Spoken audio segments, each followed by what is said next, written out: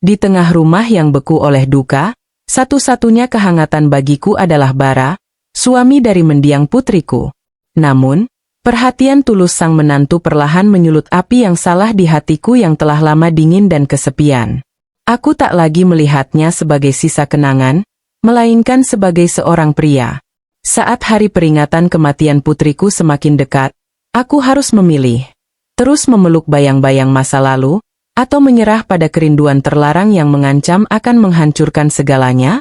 Pagi itu, udara terasa lebih dingin dari biasanya. Tepat setahun yang lalu, di pagi seperti ini, aku menerima telepon yang merenggut duniaku.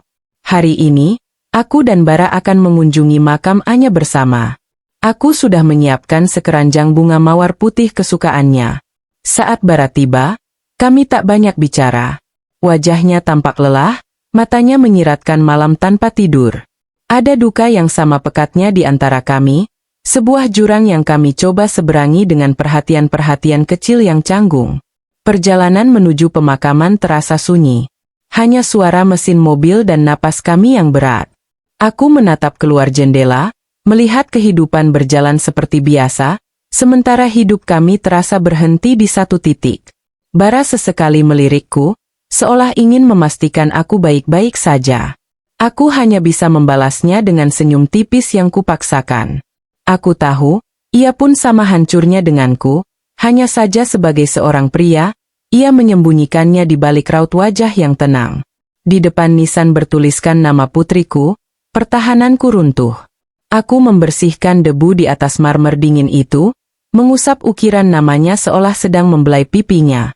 Kenangan tentang tawanya, manjanya, dan pelukannya yang hangat membanjiri benakku. Air mata yang selama ini kutahan akhirnya tumpah ruah. Aku terisak, memanggil namanya dalam bisikan pilu. Aku tak peduli lagi pada citra tegar yang selama ini kubangun. Saat itu, aku hanyalah seorang ibu yang kehilangan anaknya. Di tengah isak tangisku, aku merasakan sepasang lengan kokoh merengkuhku dari belakang. Bara memelukku, membiarkanku menangis di dadanya yang bidang. Awalnya, itu adalah pelukan untuk saling menguatkan. Namun, pelukan itu berlangsung lebih lama dari seharusnya. Aku bisa merasakan getar tubuhnya menahan tangis, mendengar napasnya yang berat di ceruk leherku. Kehangatan tubuhnya menjalar, mengirimkan sengatan aneh yang membingungkan. Ini bukan lagi pelukan antara mertua dan menantu, melainkan pelukan putus asa antara seorang pria dan wanita yang sama-sama tersesat dalam duka. Malam harinya, Bara bersikeras untuk menemaniku di rumah. Aku tidak tega meninggalkan ibu sendirian malam ini, katanya dengan suara pelan. Aku tak punya kekuatan untuk menolak. Kehadirannya entah kenapa terasa menenangkan, mengisi kekosongan rumah yang malam itu terasa berkali-kali lipat lebih mencekam. Kami hanya duduk di ruang keluarga, membiarkan televisi menyala tanpa benar-benar menontonnya. Kenangan tentang Anya menggantung berat di udara.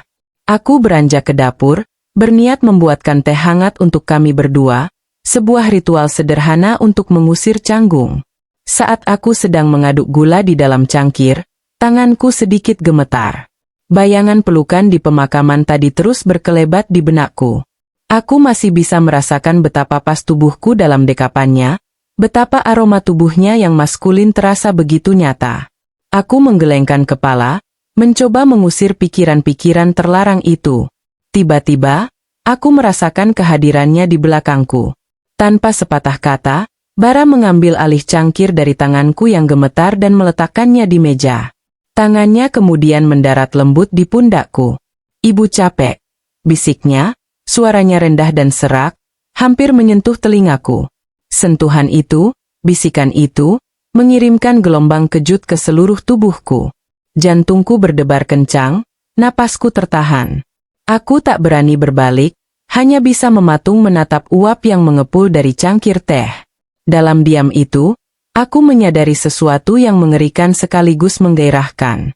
Aku merindukan sentuhan ini. Aku merindukan kehadiran seorang pria di dekatku. Bukan sebagai anak, bukan sebagai menantu, tetapi sebagai seorang pria. Kehangatan telapak tangannya di pundakku seolah membakar lapisan duka yang selama ini membekukan hatiku, dan di bawahnya, Ada bara api yang telah lama padam, kini mulai menyala kembali. Dengan jantung yang masih berdebar tak karuan, aku menarik diri dari sentuhannya. Aku mau istirahat dulu, ucapku terbata, tanpa berani menatap matanya. Aku butuh ruang, butuh jarak untuk menjernihkan pikiranku yang kacau. Aku bergegas masuk ke kamarku, menutup pintu di belakangku, namun tidak sepenuhnya rapat. Ada sedikit celah yang tertinggal, entah disengaja atau tidak oleh alam bawah sadarku. Aku bersandar di balik pintu, mencoba menenangkan napasku.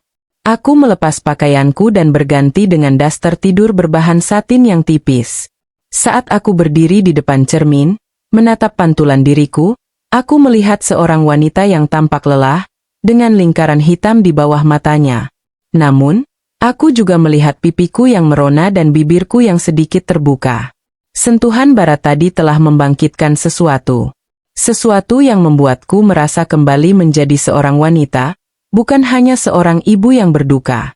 Dari pantulan cermin, mataku menangkap pergerakan dari celah pintu yang tidak tertutup rapat. Bara masih berdiri di sana, di lorong yang remang-remang. Ia tidak bergerak, hanya menatap ke arah kamarku dengan sorot mata yang tak bisa kuartikan. Ada kerinduan, ada keraguan, dan ada sesuatu yang lebih gelap di sana, gairah. Seharusnya aku merasa takut atau malu. Seharusnya aku segera menutup pintu itu rapat-rapat.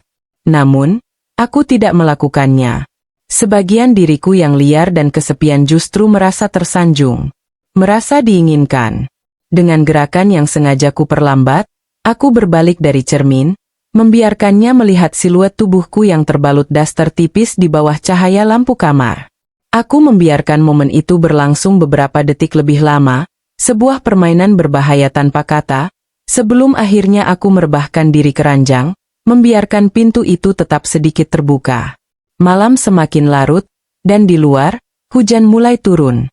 Awalnya hanya rintik-rintik, namun tak lama kemudian berubah menjadi badai yang mengamuk. Suara guntur yang menggelegar membuatku terlonjak kaget dari ranjang. Aku selalu takut pada petir sejak kecil. Jantungku berdebar kencang, bukan hanya karena badai, tapi juga karena kesadaran bahwa aku tidak sendirian di rumah ini. Bara ada di luar sana, di ruang keluarga, dan pintu kamarku masih sedikit terbuka.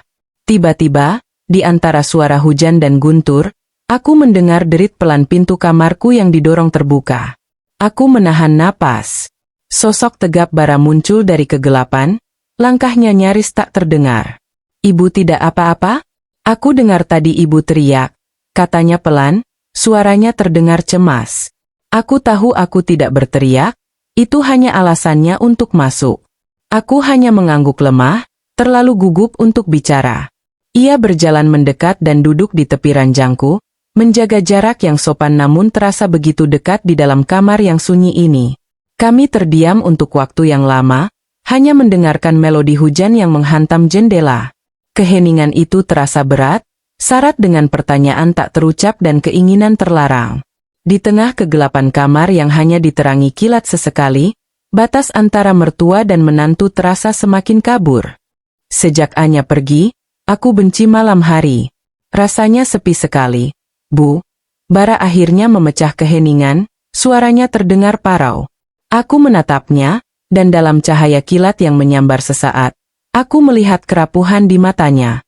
Kerapuhan yang sama dengan yang kulihat di cermin setiap pagi. "Aku juga," bisikku. Pengakuan sederhana itu seolah menjadi jembatan yang menghubungkan dua pulau kesepian kami di tengah badai. Kata-kata kami mulai mengalir setelah pengakuan itu. Bara mencurahkan semua rasa sepinya, tentang bagaimana ia sering terbangun di tengah malam dan mengulurkan tangan ke sisi ranjang yang kosong. Ia bicara tentang betapa ia merindukan obrolan ringan sebelum tidur, atau sekadar suara napas Anya di sampingnya. Aku mendengarkan dengan saksama, dan tanpa sadar, aku pun mulai menceritakan kehampaan yang kurasakan. Tentang rumah yang terasa terlalu sunyi, tentang makan malam sendirian yang terasa hambar. Air mataku kembali menetes, bukan karena duka yang meluap-luap seperti di pemakaman, melainkan karena rasa haru yang aneh. Aku merasa dimengerti. Di dunia ini, Hanya Bara yang tahu persis lubang kosong yang ditinggalkan Anya dalam hidupku. Ia mengulurkan tangannya, mengusap air mata di pipiku dengan ibu jarinya yang terasa hangat dan sedikit kasar. Gerakannya begitu lembut, begitu menenangkan. Belayan itu tidak berhenti di pipiku. Tangannya turun, mengusap leherku, lalu berhenti untuk menggenggam tanganku yang dingin. Jari jemarinya bertaut dengan jari jemariku. Kehangatan itu menjalar ke seluruh tubuhku, sebuah kehangatan yang lebih dari sekadar simpati. Aku menatap matanya dalam kegelapan, dan aku melihat bayangan diriku di sana. Seorang wanita yang haus akan kelembutan, yang mendamba untuk disentuh. Di tengah suara hujan yang menderu dan gemuruh guntur di kejauhan, ia menundukkan wajahnya.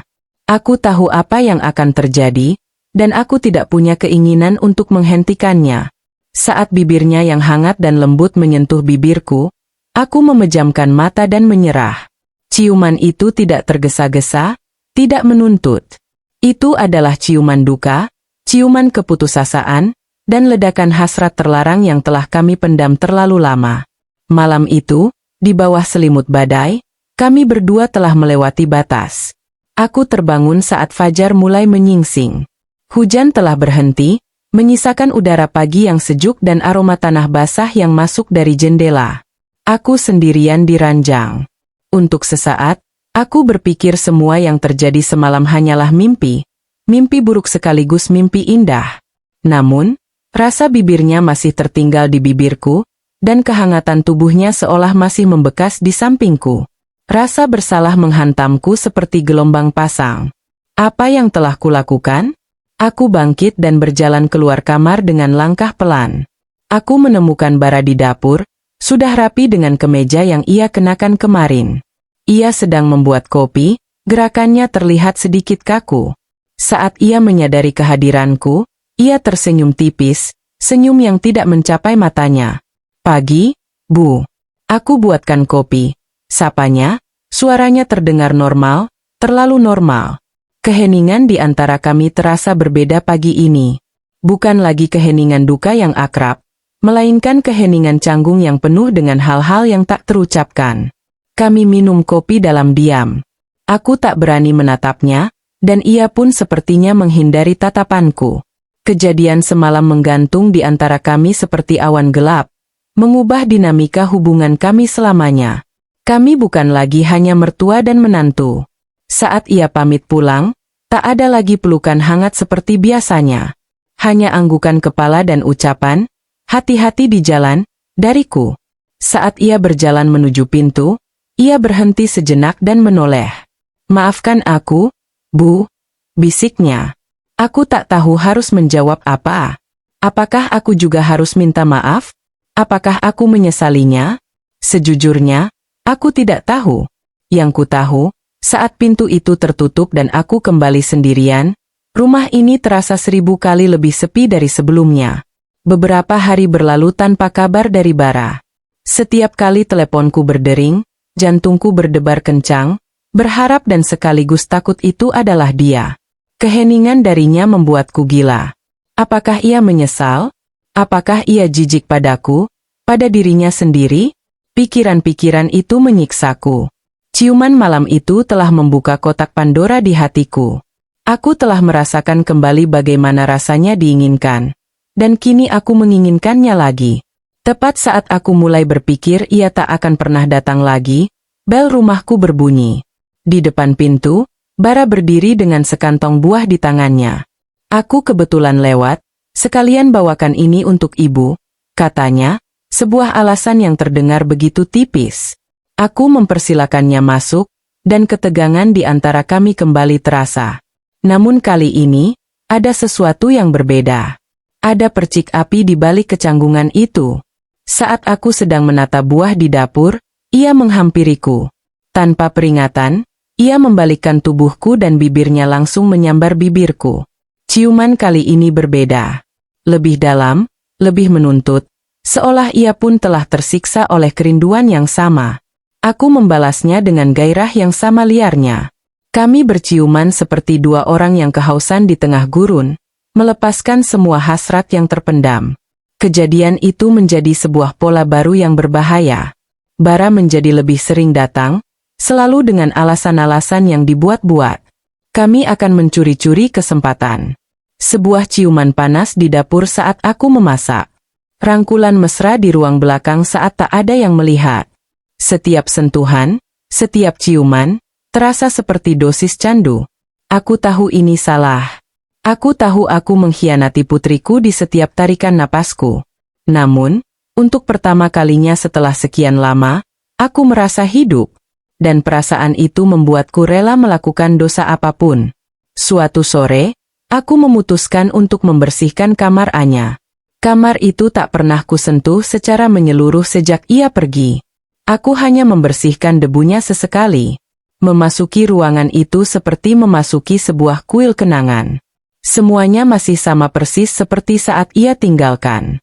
Tumpukan bukunya, koleksi bonekanya, bahkan gaun pengantinnya masih tergantung rapi di dalam lemari kaca. Aku membuka laci meja riasnya.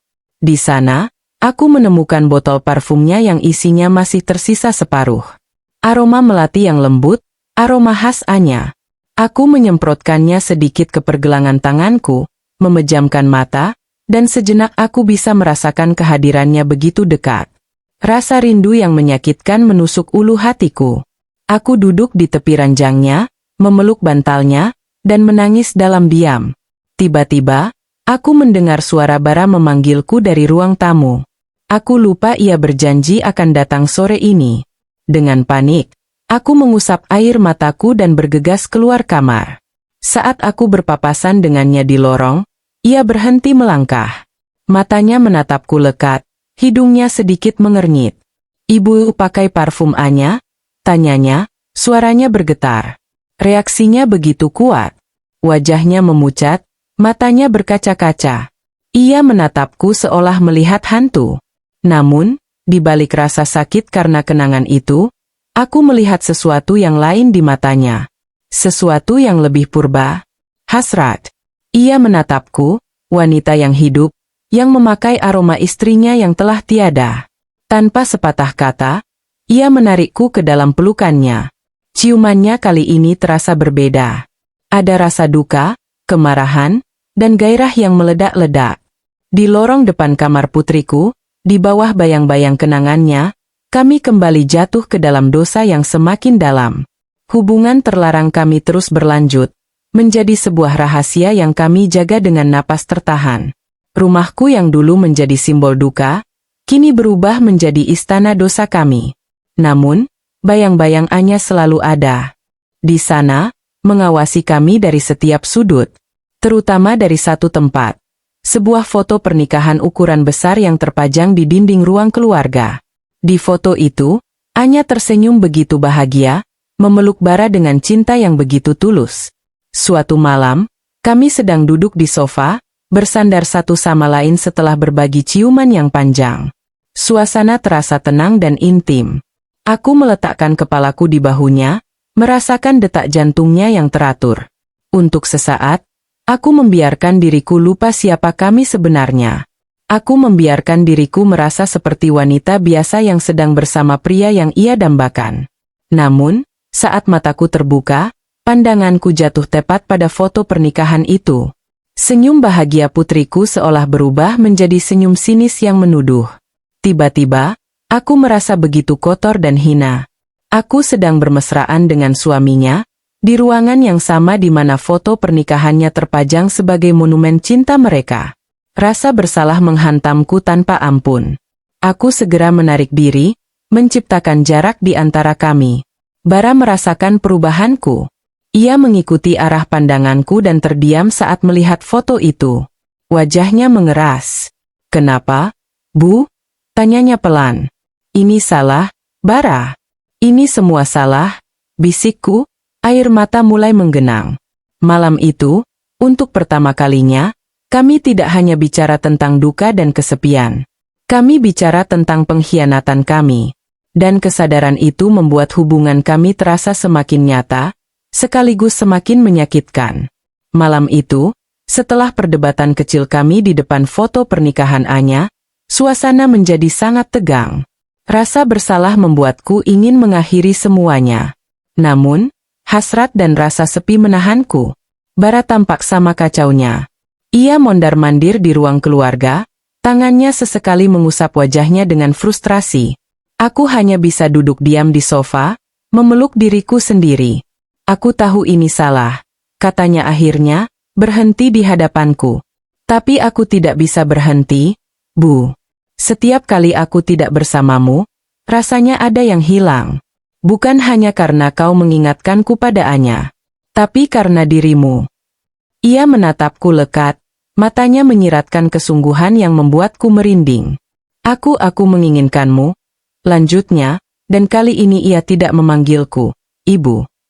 Pengakuan itu melucuti seluruh pertahananku. Selama ini, aku selalu berpikir bahwa aku hanyalah pelarian baginya, bayang-bayang istrinya.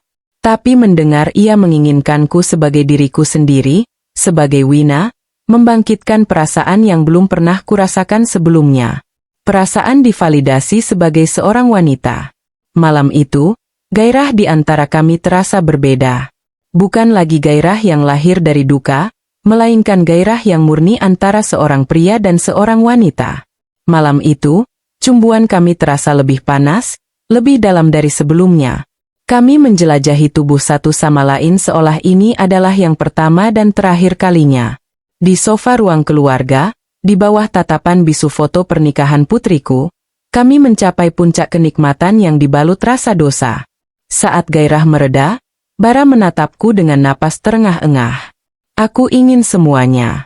Bukan hanya bagian-bagian yang tersembunyi, bisiknya serak. Lalu, ia mengangkat tubuhku ke dalam gendongannya. Jantungku berdebar kencang saat Bara menggendongku. Aku melingkarkan tanganku di lehernya, menyerahkan diriku sepenuhnya. Awalnya, aku pikir ia akan membawaku ke kamarku, tempat di mana dosa pertama kami dimulai. Namun, langkahnya terasa salah. Ia tidak berbelok ke arah kamarku. Ia terus berjalan lurus menyusuri lorong yang remang-remang. Napasku tercekat saat aku menyadari kemana tujuannya. Kamar Anya. Kuil suci yang selama ini kujaga kesuciannya. Tempat peristirahatan terakhir kenangan putriku. Bara, jangan, bisikku lemah, namun suaraku hilang ditelan debaran jantungku sendiri. Separuh diriku ingin memberontak, melompat turun dan lari. Tapi separuh diriku yang lain, bagian yang gelap dan egois, justru merasa penasaran dan tertantang. Ia tidak mengatakan apa-apa.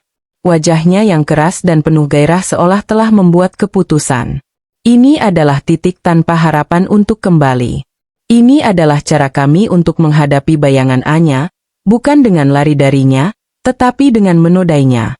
Saat ia mendorong pintu kamar putriku yang tidak terkunci, aroma samar parfum Anya yang masih tertinggal menyambut kami, membuat suasana terasa semakin surreal dan terlarang.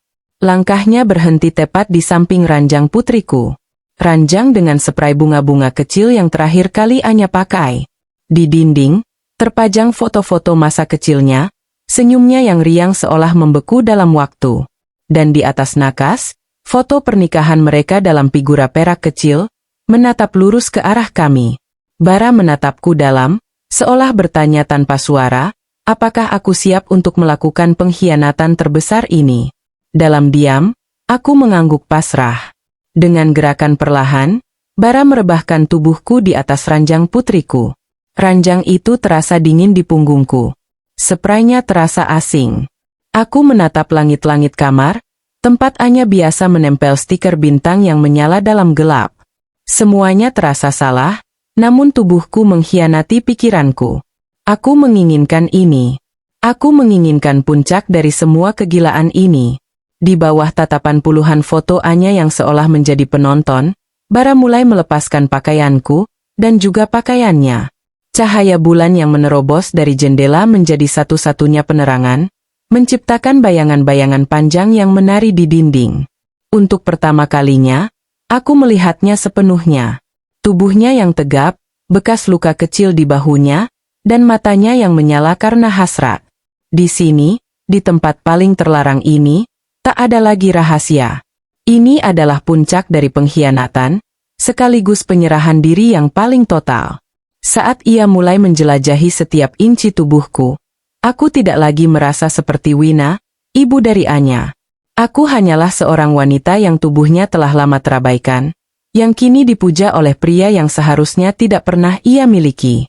Aku membiarkan suaminya mengambil alih tubuhku, di atas ranjang tempat putrinya pernah memimpikan masa depan mereka. Setiap sentuhan, setiap ciuman, setiap desahan, terasa seperti sayatan pisau di hatiku, sekaligus seperti balsam yang menyembuhkan lukaku. Kenikmatan dan rasa sakit melebur menjadi satu. Aku memeluknya erat, mencakar punggungnya, meneriakkan namanya dalam bisikan.